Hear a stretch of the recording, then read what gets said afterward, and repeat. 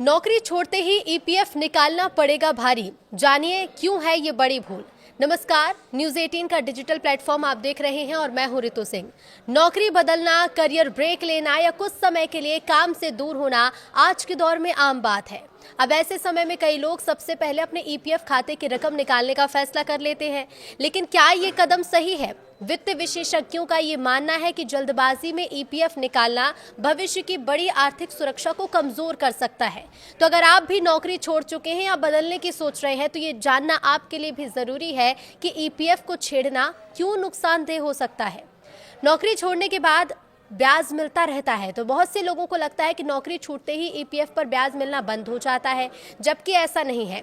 Employees provident fund organisation यानी कि EPFO 58 साल की उम्र तक आपके खाते पर ब्याज देता रहता है, भले ही आप कुछ समय तक काम न करें। हाल ही के सालों में ईपीएफ पर करीब 8% से ज्यादा ब्याज दर दी गई है, जो लंबे समय में बड़ी रकम बना सकती है।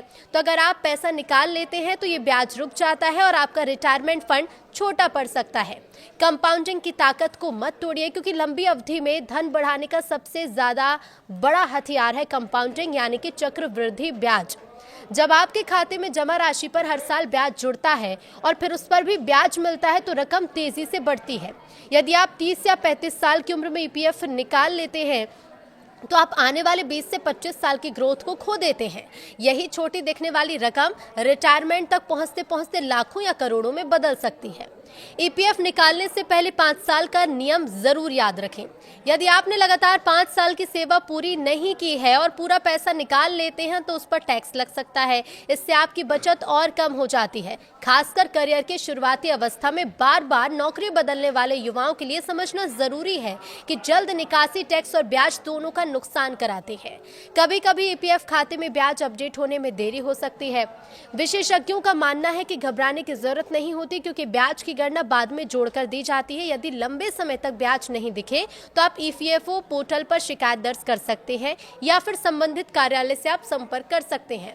फाइनेंशियल प्लानर्स का कहना है कि अपने खाते में नाम, अपनी जन्म तिथि, बैंक डिटेल और केवाईसी जानकारी अपडेट रखना बहुत जरूरी है, वरना क्लेम करने में आपको दिक्कत आ सकती है।